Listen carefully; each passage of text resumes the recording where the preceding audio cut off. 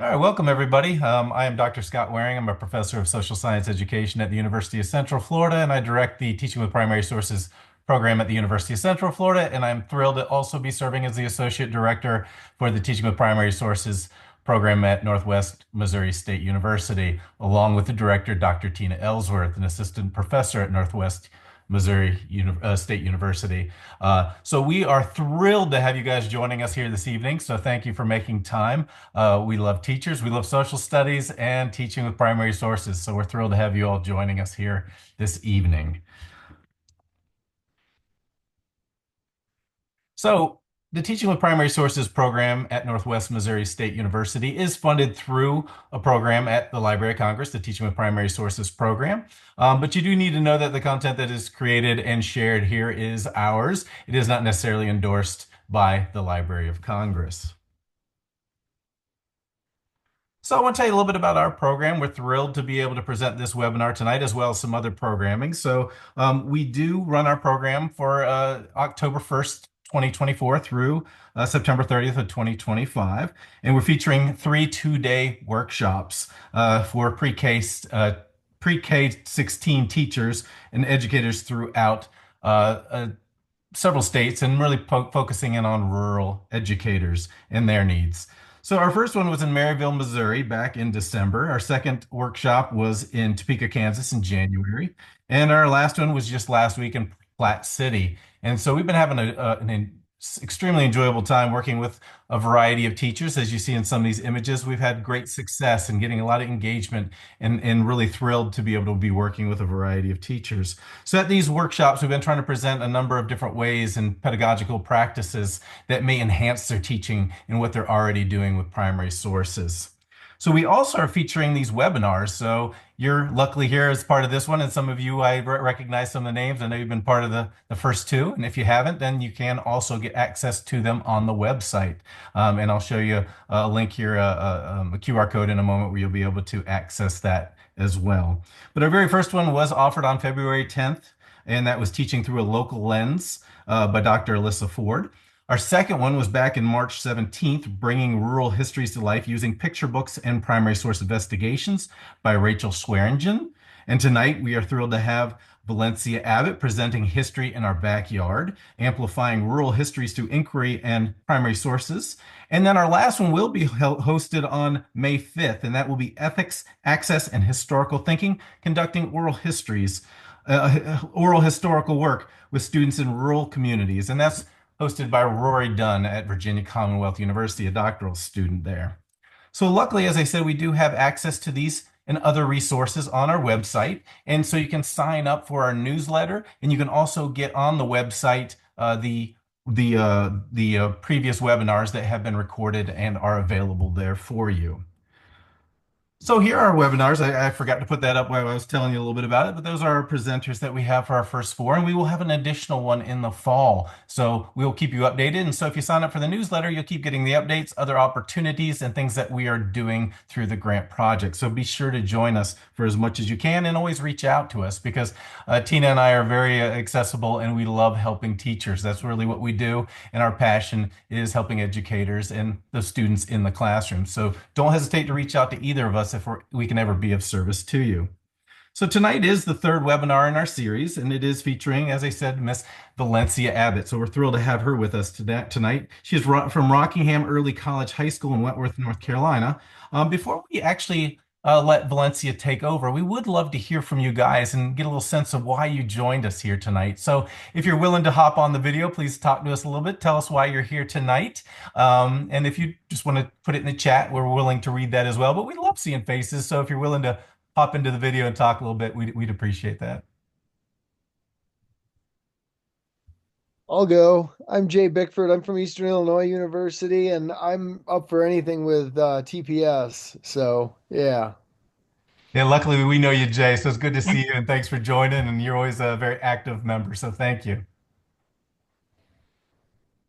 I'm Tony Gates. I've worked with Tina in the past on our real project with Races United. We had taught teachers how to teach Black history in the summers. We did that a couple of years.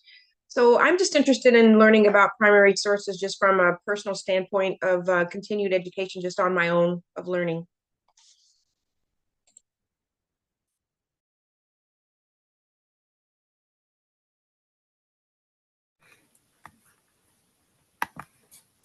Hi, My name, Tony. oh, sorry. Go ahead. Okay. My name is Katrina Newbrand. I teach fourth grade in a very rural area. And I'm here because I just want to learn. I mean, I need primary sources, bring them my way. When you live in a very small community, there's not a lot of diversity. So that's why I'm here. Trina, it's good to see you. She was at our workshop in Topeka. So really glad that you joined us. And I was saying, hi, Tony. And hi, Jay. Kim Gilman, what drew you here, friend? Well, you, of course. But also, I am right now living right outside Kansas City, but I am moving to a rural community where I will be teaching. So, my first time teaching in a rural community. So, I'm looking for things that will connect with my students for next year. Sad to lose you.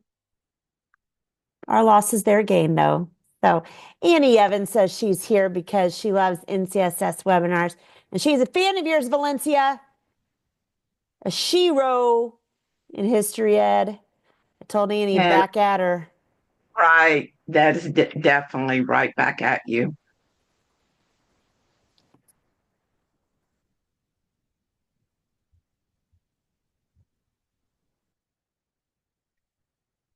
Okay, well, throughout tonight, I think Valencia said that she was comfortable with people talking and engaging. So please feel free to let us know a little bit more if as Valencia has given her presentation, if there's something that kind of spurs a thought and then you want to add in some context of why you're here, that's always useful as well.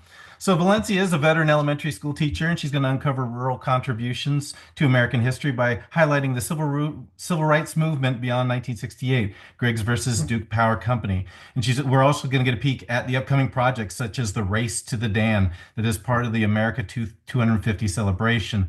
We will learn how to encourage students and community members to explore primary sources, foster a deeper understanding of how this impacts the narrative for our state, national, and global historical context.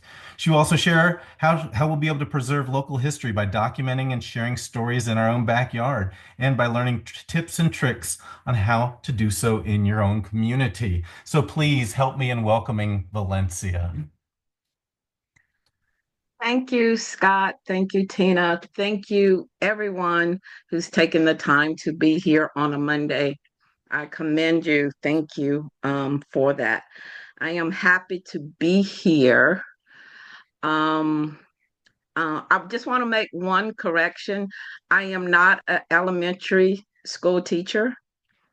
I am in no way qualified to step into that awesome zone, and that is so out of my sphere with that. So I've taught middle school for 7 years, and moving on to close to 13 in high school with that. So I am from Rockingham County, North Carolina.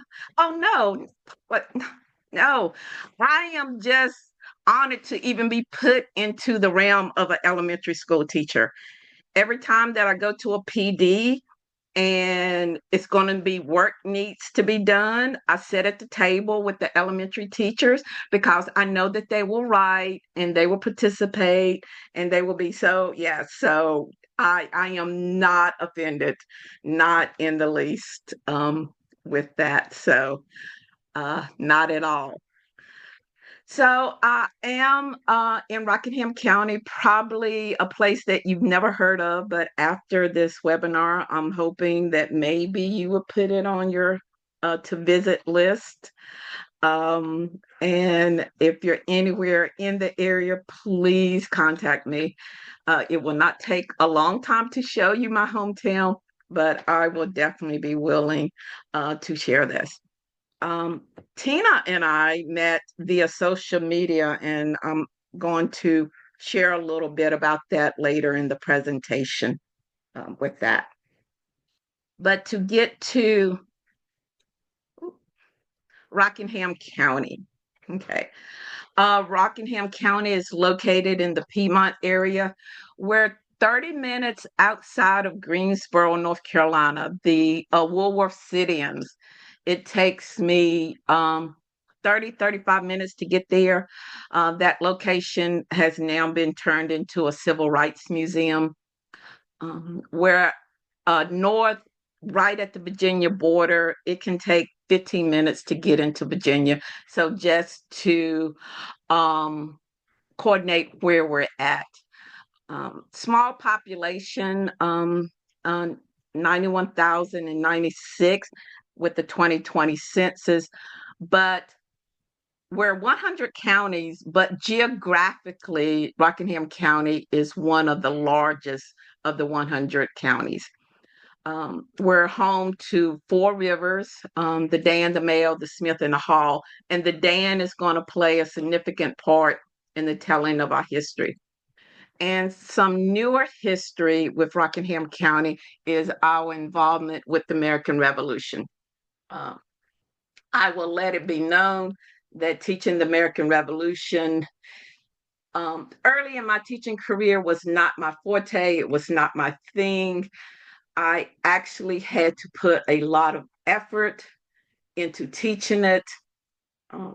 I remember when I was still teaching middle school, I took a year-long PD to learn how to teach something I did not want to teach. I was so committed to being that teacher that I did. I'm better at teaching the American Revolution. Not great, but I am getting so much better with that, and I know that's a benefit to my students.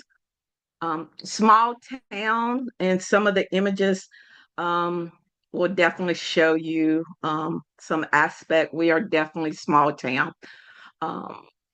By the 1990s, 2000, most of those are going to dry up. Manufacturing is going to leave. Now we are a county with probably more service jobs. And the last time that I checked, the school district is the largest employer in my county. We're made up of several towns. One in particular that I'm going to be talking about is going to be Eaton, which started off as actually 3, Lakesville, Draper, and Spray, and by 1967 formed to be Eaton. There, the construction along the Dan will be the Dan River Steam Plant, which is significant to the story of Duke Power, Griggs versus Duke Power, and that landmark decision with that. The plant will be demolished by 2016, and a little bit connecting to what I'm going to get to next. The old courthouse was turned into a museum, and that was around 2012, and that's where my story begins with making public history, with stepping into this realm. So in 2012, my high school history teacher contacted me and asked me to be part of the program committee at this museum. And of course, being my high school history teacher, I said, yes, ma'am. And that was, like I said, in 2012. I worked on many programs, whatever their need. Every program that I was part of or I facilitated was rooted in Black history. If I was going to devote my time, my skills, my resources, it was going to have to be something that was really meaningful for me personally and professionally. Not that I didn't help with other programs I did, but for me to have it centered, the programs that I was involved in was centered in Black history. And I've been part of the program committee ever since. In 2018, we're doing what program committees are supposed to do. We're sitting around trying to think of programs for the museum. And someone mentioned the Griggs case. And I went home to do the math because I teach social studies for a reason.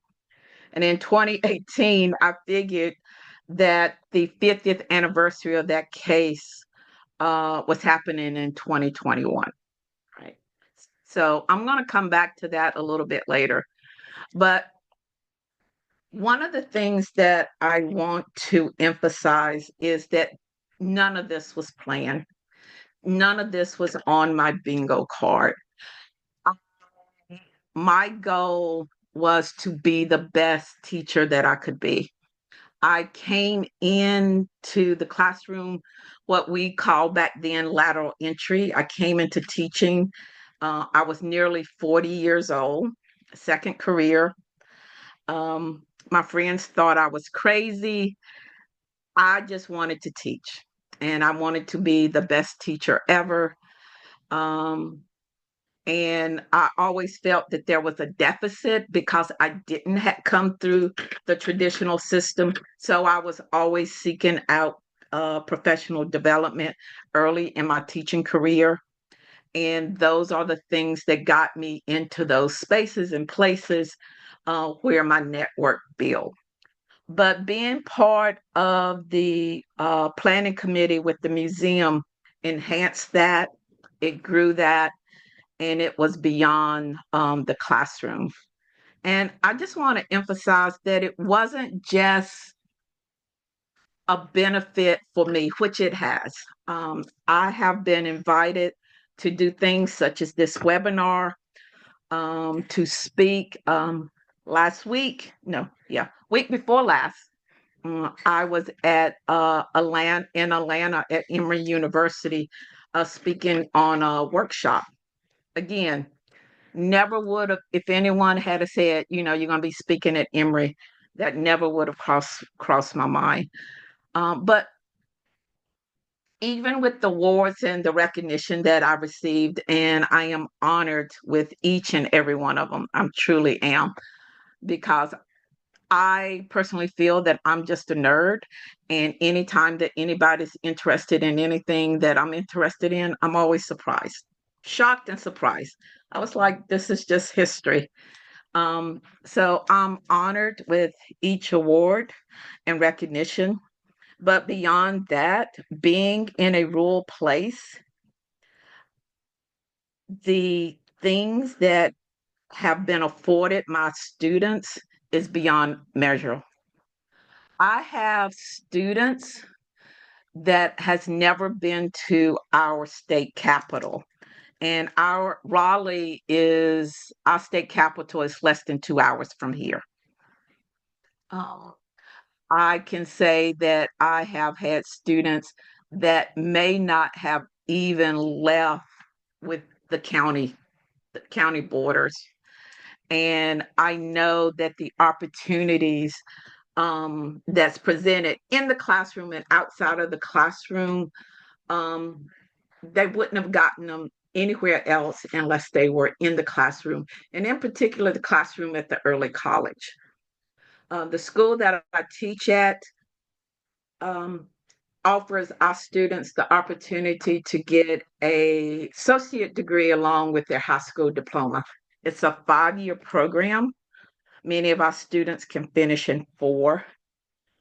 So many of our students come in committed to furthering their education, and the opportunities that's afforded me that then goes to my student helps them on their path. And that, I would say, is my greatest joy. For instance, last year, the 3 students that are sitting at the top of the picture, they're the first students in my school district. And this school district is going to come together in the early 80s, okay, because it was separate before then. Comes together in the early 80s. So in the history of this school district, there's never been students to go to National History Day.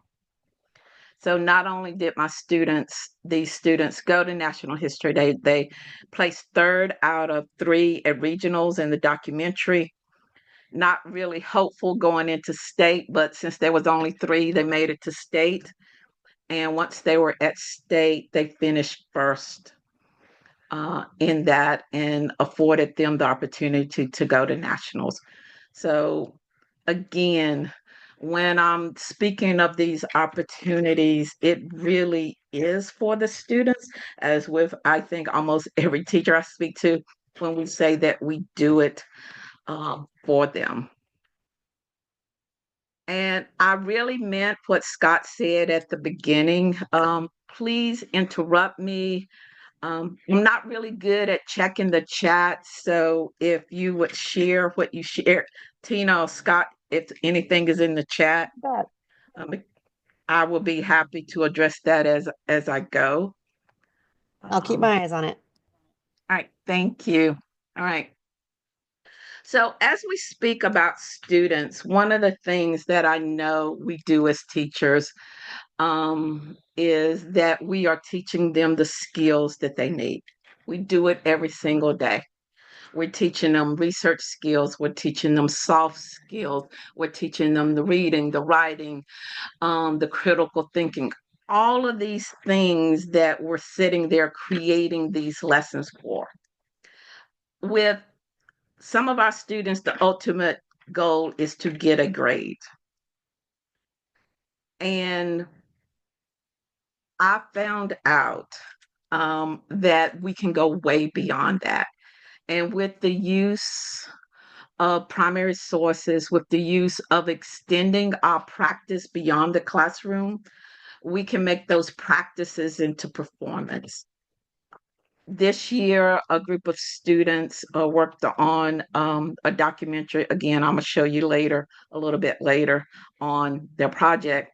But one of the things that I shared with them was, I want you to put this on the work part of your resume, because it wasn't just a grade. It was a performance. It was work. And to provide these opportunities to do that has been great. My students have done everything from making videos with Discovery Education.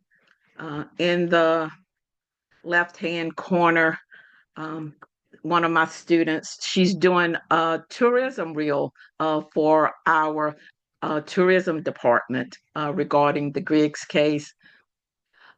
Even from something that we may see as mundane as working on microfilm or microfiche, with that was an experience that my students have not gotten in the classroom. One, we know that teachers don't have a lot of time. So when I create projects that take us beyond the classroom, they get to do that. And that was a really surreal experience for me. They kept referencing Stranger Things, and I know of the show, but I've never watched it. And for them, that was just the moment that they were able to do that. And they're looking at actual newspapers. They spent so long looking at these newspapers and even got off task, which was fine, because they were looking at prices, they were looking at things, because the time period of the Griggs case is the 1960s. That was just an experience that I cannot replicate in a class with 26 students. So to be able to bring projects like this to the students. Projects like this for me is done through my history club. The history club at my school has been going strong for 14 years. They didn't have one when I got there. So when I have these outside projects, they are offered to members of history club. So that's a perk. And they know that. So now at the school, they know if you want to do these projects, if you want to get on these things, you have to be a member of history club. So doing those things, teaching students, how to do a research paper, but taking that into, okay, you're going to do the actual research. And then it's going to be part of the archives, takes that to a different level.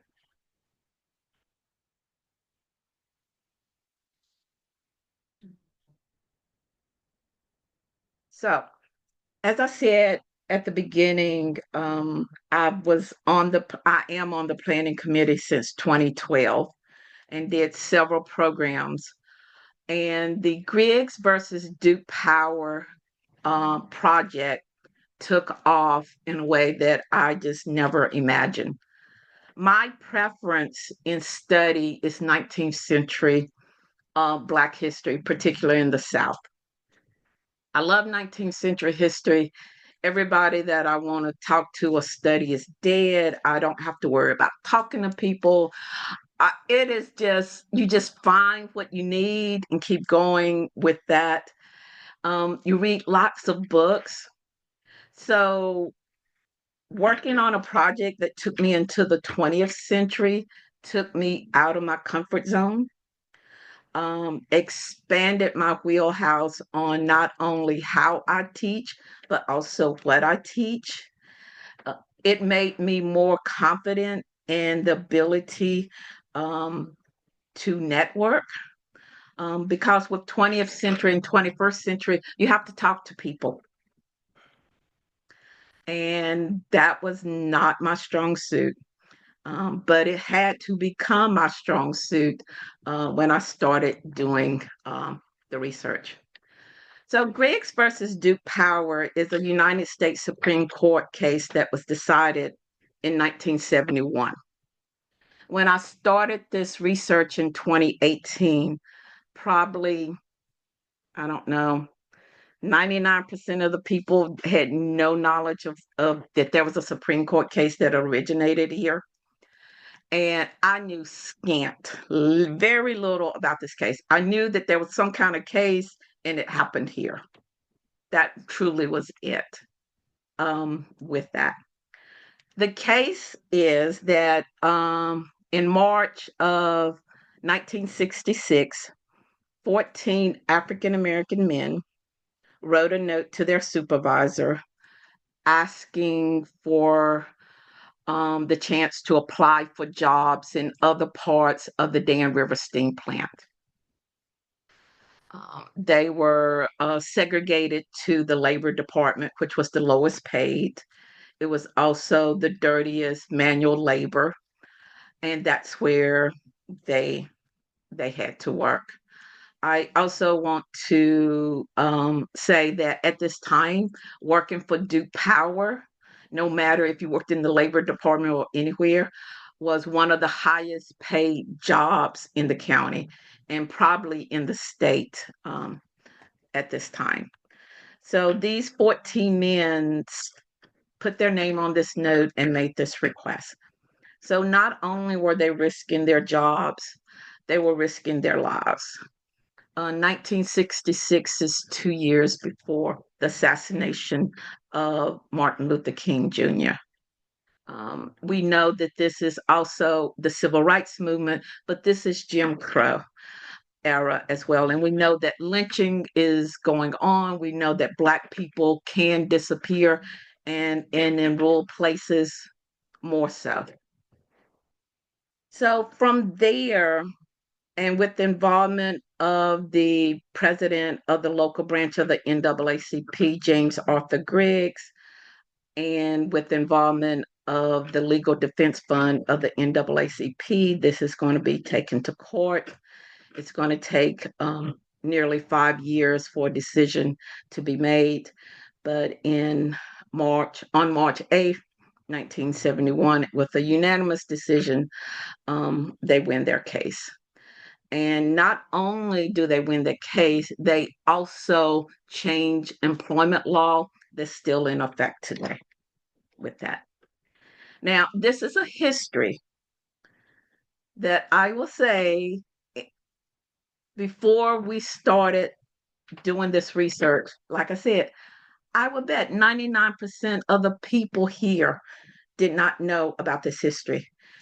People that are related to these 14 men did not know about this history. They did not know that their grandfather, their uncle, or their cousin did this. And these are some of the things that's going to be uncovered with this history. I will point out that This is not all of the men that's documented. Obviously, I said that there was 14. I haven't been able to find pictures of all of them. I'm still looking. It's been an ongoing task. But the two men, and I just specifically want to point this out. The two men that you see in uniform are World War II veterans, Robert Jumper and Lewis Hairston Jr. are the only two that we got in uniform. But one of the points my research will uncover is that 11 of the 14 men were World War II veterans. And this was information that had not been published anywhere ever. And I got to work on a project with students to do this, to uncover really an untold story with this. To date, there's only 2 books that is written about the case that I know of. So if you know of anything else, please let me know. But when you're looking for history in your own backyard, I think the point is you never will know what you're going to uncover. Because initially my plan was that I'm going to work on this until the 50th anniversary, which was in 2021, and then I was going to move to another project. And 2025 that I'm still here, and for the foreseeable future, there's still stories about this to uncover. So in 2021, we did one of the goals that I set is that I wanted to have a program to acknowledge the 50th anniversary, working with the Mark, which is the local museum. That's what we did. And it was also during the pandemic. So it became virtual and our interactions were limited, but we pulled it off. And I think Scott has shared the presentation with you. And I just want to point out that on many of the images, I have included links to the program. So if you click on the flyer for Heavy Are the Scales, it will take you to the link to the program. I'm not expecting you to click on it now, but in case you want to delve into it further, I provided that for you. And that was a great success. I felt it was a great success. That was one of the goals that I set out with this project, was to acknowledge this. Along the way, I had been talking about this project for a couple of years, 2018 to 2021. Some friends, teacher friends, put me on the path to get a National Geographic grant. And with that, I worked with my first official cohort of students. I did bring 2 students on very early in my research. And the only thing that I promised them was that I would write them great recommendation letters. They were seniors, and I was like, I need help with this project, and I can't give you anything, but I need your help. And they both agreed. And then with the National Geographic grant, I was able to give them a small summer stipend, believe me, very small. But we had the opportunity to collect oral histories. And one of the benefits for my students was that we got to kayak. One of the best places to see the steam plant, or where the steam plant has sat, was to kayak down the Dan River. For me, it was my first opportunity to kayak. I think of those, only one had kayaked before. Many of them said that they were going to do it again. But to provide this opportunity to them, again, like I said earlier, was just awesome. Just totally awesome. And yes, I have kayaked several times since then, and it has become one of my favorite activities to do. In 2022, I'm by myself again as far as the research. And this time, I want to stress the importance of social media and networking. So I'm working with trying to tell another layer of the story. And author Elaine Jones from Philadelphia gets a win of my Facebook page and gets wind of what I'm doing. So she contacted me through there. She is kin to one of the plaintiffs, Purcell, Clarence Purcell. And from there, with our conversation, gave me the topic for our second program, which we talked about the silent generation with them. And from there, connecting to other people. Uh, the women in front of the car is the daughter and niece of the Purcells. That's part of the case. And back to at the beginning when I said that I connected with Tina, it was through social media. And that is one of the ways we can talk about the evils of social media and all of that, but really it has been a saving grace, especially if you're talking about rural communities, of connecting people, getting people to know the work that I'm trying to put out there, trying to get people to share information with me. More people are likely to give me a picture and share via Facebook than something else. So I would say that if you're doing this work and you're not advocating or using social media to your best advantage, I would recommend that you consider that.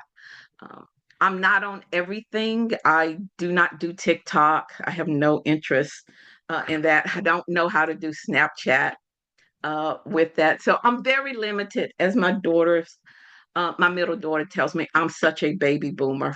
But the social media that I do use, I think is valuable in making those connections. And the next 3 years. In 2022, I came across PD that was offered the Rural Experience in America and by the National Council of History Education.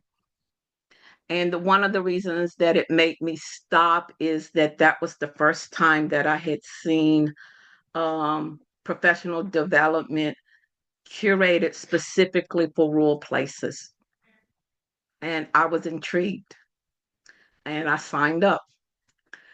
And I have been blessed that I got accepted for 3 years. And part of that, when I signed up, I did not know that there was a grant element to this that for my students. So that was truly a bonus. I signed up because I wanted to learn more about how to teach in rural spaces. And this has expanded my toolbox. It expanded my network. I have went from colleagues to friends, and it has been so dear to me that I just can't say enough. But part of that program is that we received a grant, small grant, $750, not a lot, but it was enough that I could create a program to not only get the tools that I needed to get to my students, but to offer them something. One of the things with the $750 that we did is that I offered, I was able to get them gas cards because this was work done outside of school and in a rural space. And I've already said geographically, Rockingham County is one of the largest. To get them to participate, to get them to feel that they are wanted there, the gas cards was a big draw. Not the only draw, but it was that chance to just show them I really appreciate them for taking that initiative, for taking that step to do that. So with the NCHE grant, we did 3 topics. We did rural education, and with that, many of my students had conversations with their grandparents that they would have never had because they were talking about segregated schools. Some of them were so touched. They were so thankful. So not only for the research that they did with the Griggs case, but for bringing another layer to their um, personal lives. Last year, we did, as I spoke earlier, about the World War II veterans. That was me personally, that has been the highlight of this. One, because it was history that has never been told. So all of this about the Griggs case, no one has ever taken the time to talk about them being World War II veterans and how that impacted the case. My argument is that they would have not had the case if it wasn't for that demographics of them being World War II veterans, because we know that the Black veterans coming back for World War II are the basis for the modern civil rights movement. And then this year, we looked at the involvement of the NAACP and the Legal Defense Fund. And I just want to jump back really quickly. On the last year when we did the World War II veterans, our keynote speaker was Dr. Matthew Delmont, who is a history professor at Dartmouth, Ivy League school. And I want to encourage anybody that's out there to always ask. I use my contact through Zen Education. I was like, could you contact Dr. Delmont and ask him to be our keynote speaker and tell him that I cannot pay him anything or anything that he is used to. It was so many weeks. I didn't hear a response. I started looking for another keynote speaker. And one day after lunch, I come in, check my email, and it's an email from him saying yes. And I immediately emailed him back and I was like, I can't pay you. And he said yes again. So the fact that he was our keynote speaker and he is the author of Half American.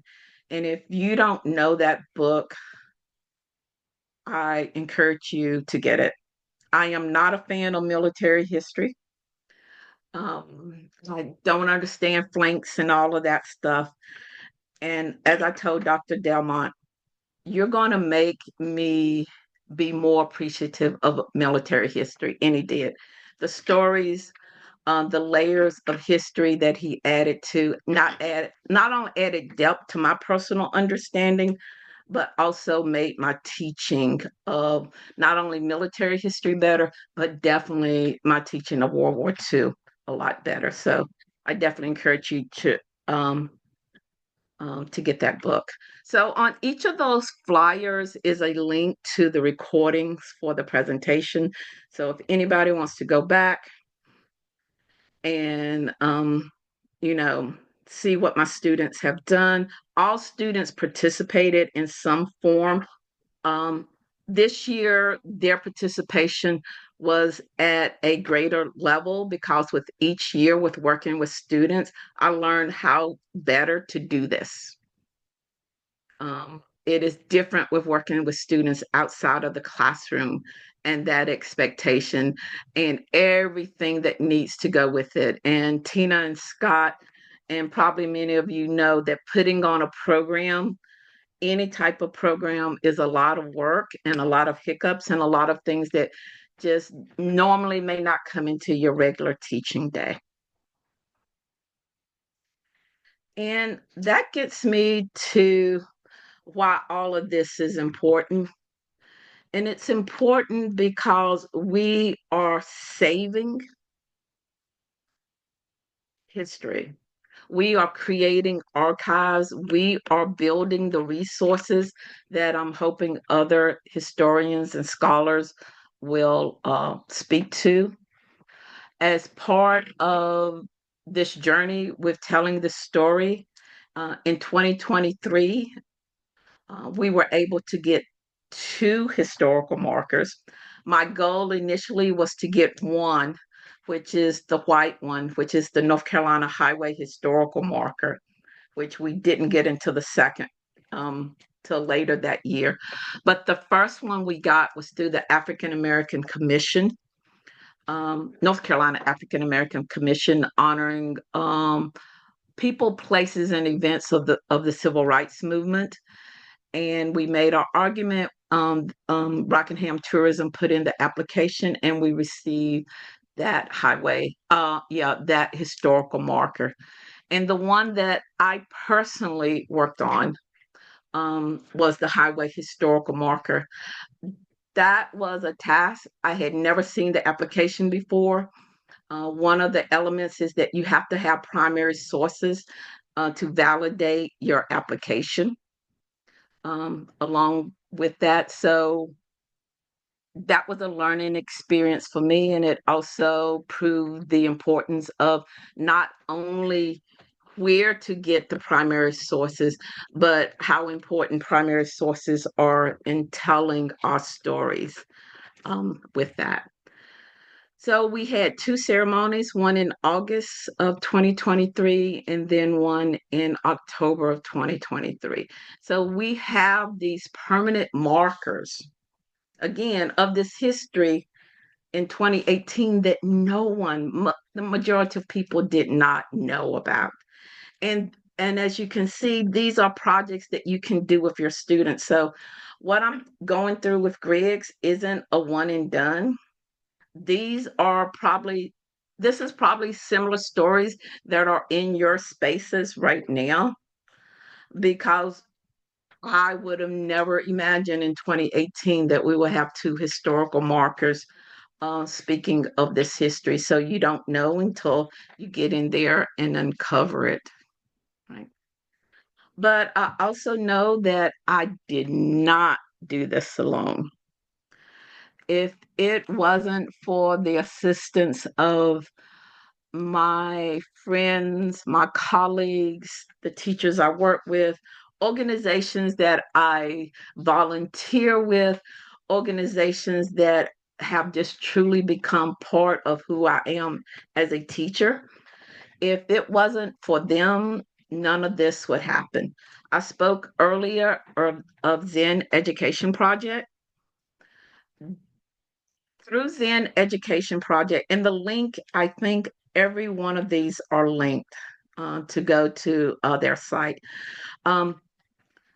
Through Zen Education Project, I would have not known that the book Half American even existed. They were giving away copies.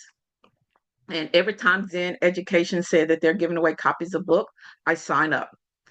I don't know if I'm gonna use those books right now, but I don't care. They're free. I don't even have to pay shipping. They send them to you. And so when they was giving away copies of Half American, I signed up. This is a book that eventually became part of my classroom reading list. This is one of the books that I can get students to actually finish with that. And then it became a major part of our project. Those 3 students that worked on it for National History Day, before they even started the project, they had to read the book. My collaboration with iCivics, I was trying to figure out when that started. I really don't know. It has been going on for so long and so deep that I cannot imagine teaching without them. Gilda Lerma, I love them. Sign up to be in an affiliate school. There you will find access to not only primary sources, but secondary sources.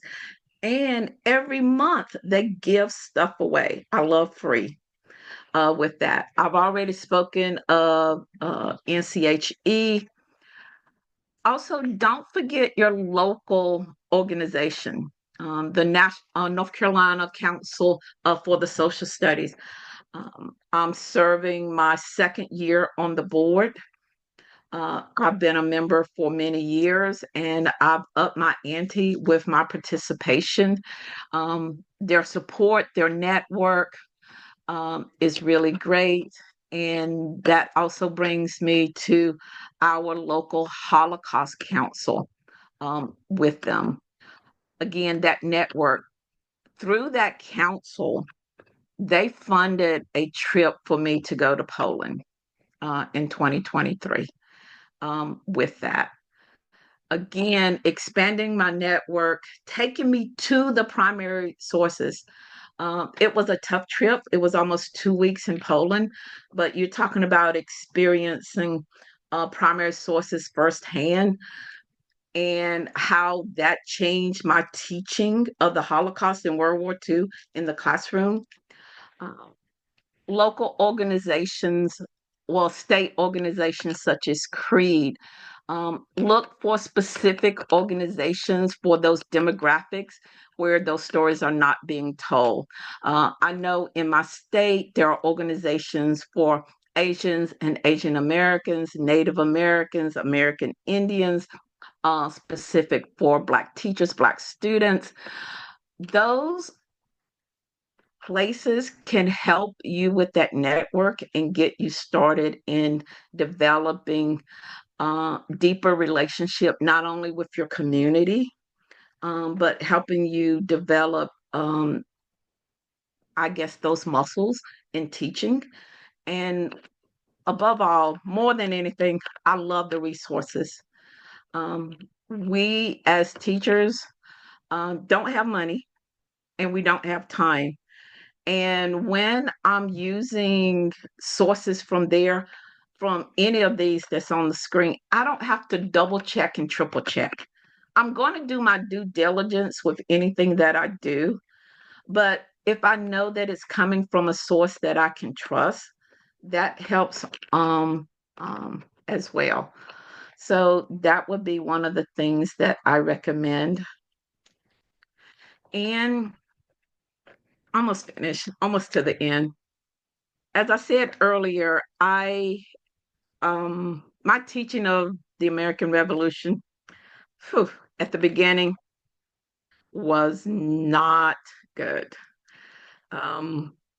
It was tough for me. Really, the way I wanted to teach the American Revolution was that there was a war, we won, and get to the next part. But I knew that I was doing injustice to my students. And I did take a year-long PD to become better at teaching the American Revolution. And part of that journey was my involvement with American 250. As far as I know, each state has their own American 250 chapter. And last year, I was sent an invitation to join for the fellowship for North Carolina American 250. And from there, I got involved with the National Organization of American 250. And with that, I had volunteered to be a judge for the contest. And because I volunteered to be a judge for the contest, one of the things that they were looking to do was to put together a resource. And they chose my students and me to put that resource together. I am not going to show the whole clip because it's over 6 minutes. I just want to point out the parts where my students are speaking. So if you would just allow me a little grace.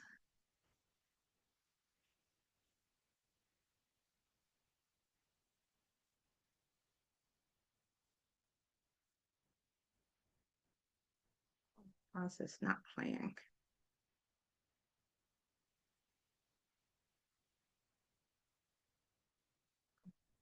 The Dan River is the most prominent battle. I'm interested from what I gather, maneuver. Battle of Guilford Courthouse. Even though the battle at I think really being here and being able to stand in the same place that the people of the Revolutionary War did, and to be able to feel and see the same foliage and see the same things crawling in the water, it really just allows me to find the personal and the individual and the collective expansiveness of history. Telling stories is the best way to define the same writing. Say no and to like invoke change in our community. I think that America is a place where people come to express themselves and be free. They can either write an essay or they can do a piece of artwork. You see it on amazing it is or intriguing until you're actually there. Imagine what that is going to do. All right. So, like I said, I wasn't going to share all of it, but this was an opportunity for my students to not only make a podcast, get a grade, or make a documentary, get a grade, but actually to be part of a professional recording with that. I think that was an amazing experience, and especially for students in the rural area. How many times are they going to get to do that as students under 18 in the place that we share? So that was just amazing opportunity to do that. And just to put it out there, the contest is still open. So I've been telling my students there's still time enough to enter. I think it closes on April 16th, and the criteria is not really hard. 500-word essay or artwork, really easy. So if you have students, you have a story that you think will be out there, I encourage you to push to get them to enter this. And then what's up next? There's still stories that I want to talk about in my own backyard. One of them is Mary Cartwell Dawson, a Black opera singer during the Jim Crow era that I did not learn about until December. There is Robert Gwynn, a Black man that served as county commissioner during the 1800s, which I'm just dying to get into that and locate these areas of where the schoolhouse was located at that time. And then one of the Phelps sisters, a set of 4 that's going to happen during the Jim Crow era. So again, these are stories that I would love to delve into. I'm hoping that the opportunity will arise. And also making the point that these stories here in Rockingham County are probably very similar to the stories that you and your students can uncover or dig deeper with as well. And I just want to leave with some ideas. I'm not going to sit here and read this because we know we all can do that, but some starting points of how you can start working with your students, even if you don't take it outside the classroom. These are things that you can start with lessons and start creating those as well.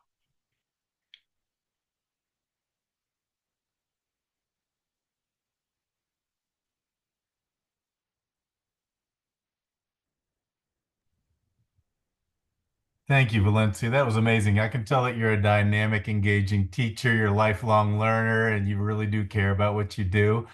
So this is very inspirational. So thank you for being here with us tonight. Definitely appreciate that. There were some things that popped up in the chat a little bit there, some comments and conversations there. I think Tina and Annie both had some great feedback, so make sure you look at that, and some comments about our organizations, which I agree can be extremely beneficial. But what I'd love to do is open it up to everybody else, since we have a small group and you're very approachable. That's obvious. I think that that'd be fabulous if we could open it up for some conversation, questions, thoughts from anybody, please.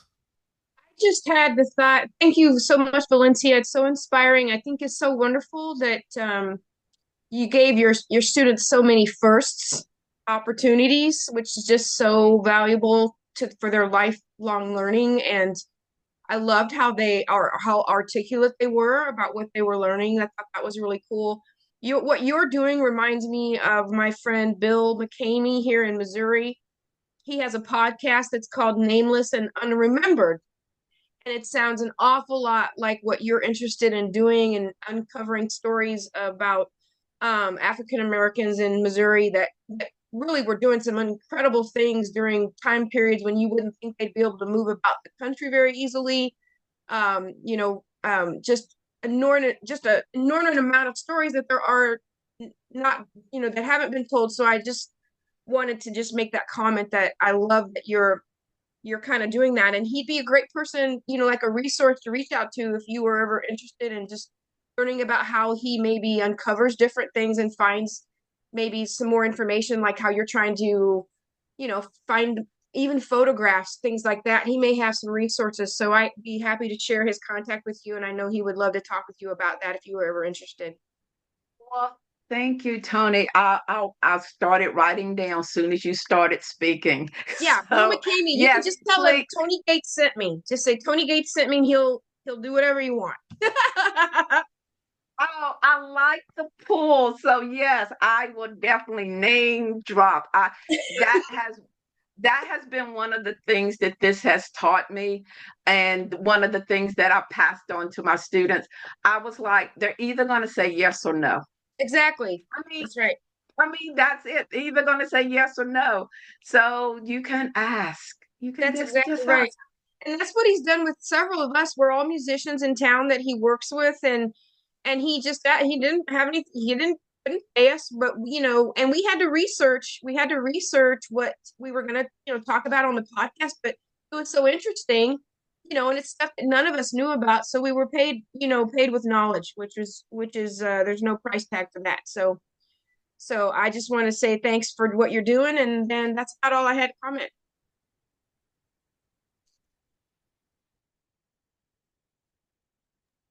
Perfect. And Valencia, you don't mind that? I assume you don't mind that I share the Google slide deck in the chat? Oh, no, that was one of the reasons that I put the links there for that. That's the way that I operate in my classroom.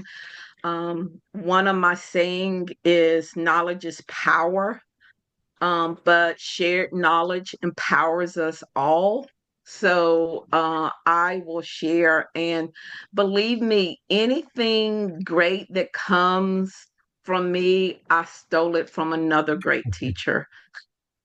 Yeah, I love that. I always say beg, borrow, steal all that you have Yeah. to, but then give credit where credit's due. Yeah. It came from another great teacher. I just Yes. remixed it and made it my own. So nothing is new. So yes, please share.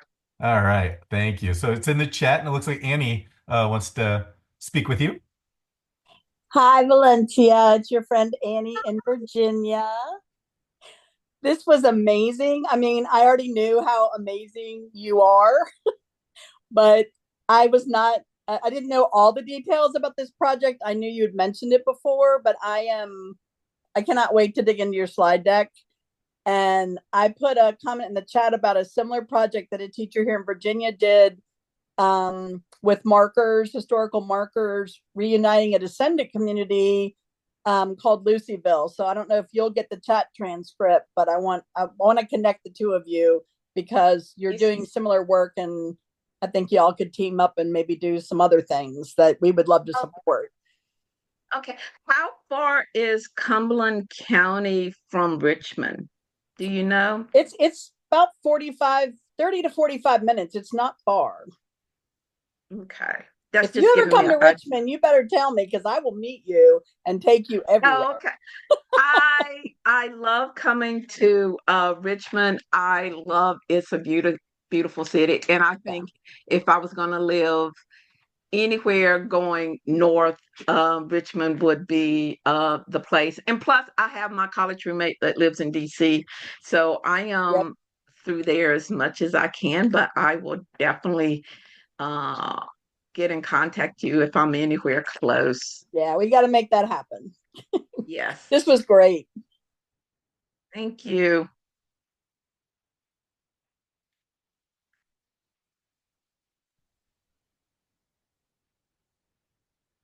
Any other thoughts, comments, anybody?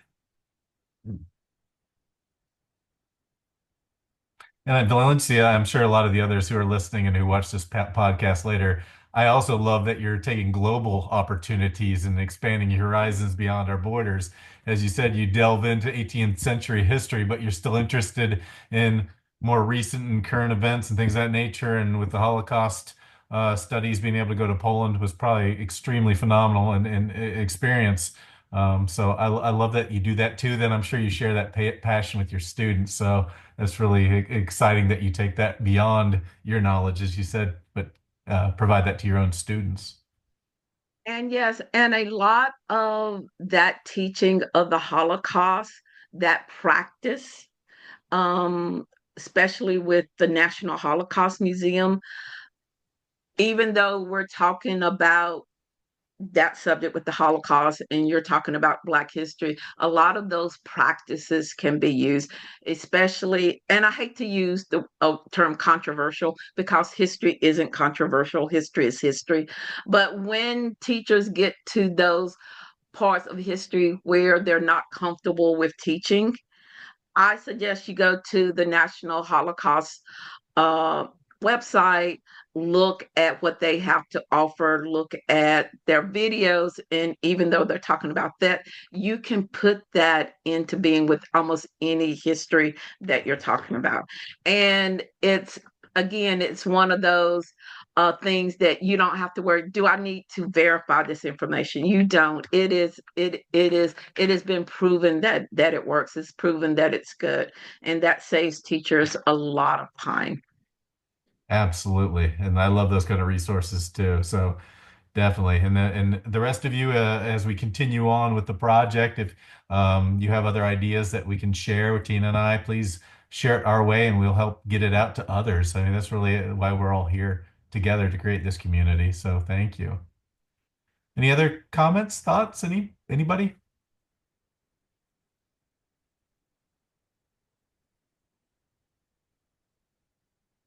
Well, then I'll start wrapping things up, I guess, if there's nothing else. But once again, thank you to everybody for being here. We definitely appreciate educators and all that you do out there, and taking time tonight is extremely appreciated. Valencia, obviously, huge thanks to you. This was awesome. And now we'll make it available onto the YouTube site so other people can get access to it. And then before I leave you, I want to make sure you know about our next one so you can join us for another one. And then we'll continue updating you if you're part of our network and then sign up for the newsletter.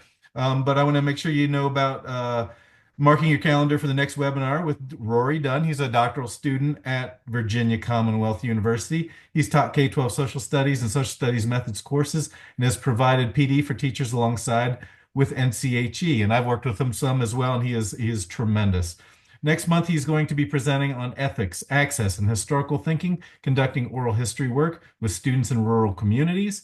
We hope that you join us on Monday, May 5th, 2025, from 6 p.m. to 7:30 p.m. Central Time.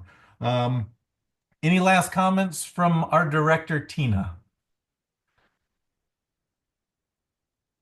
Valencia, thank you so much for coming and for sharing your wisdom with us and inspiring us to look for history in our own backyard. We are so grateful for you.